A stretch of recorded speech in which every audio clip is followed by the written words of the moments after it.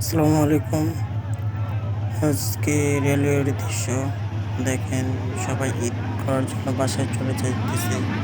পরিবারের সাথে ঈদ করার জন্য দেন একদম ভর্তি মানুষ। মানুষ পড়ে যেতেছে, তারপরও বাসায় যেতেছে ঈদের আনন্দ একসাথে ভাগাভাগি করে নেওয়ার জন্য।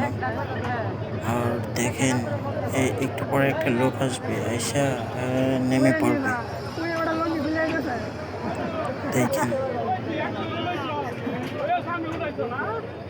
ওই যে দেখেন একটা লোক নেমে পড়ছে, তো উঠতে পারতেছে না। তো ওই লোকটা নেমে পড়ছে। আর দেখেন কত কত লোক যাইতেছে, ট্রেনটা একদম বোঝা একদম ভর্তি। মানুষ কত আগ্রহ নিয়ে বাসায় চলে যাচ্ছে, যে বাসায় একসাথে পরিবারের সাথে ঈদ করবার জন্য।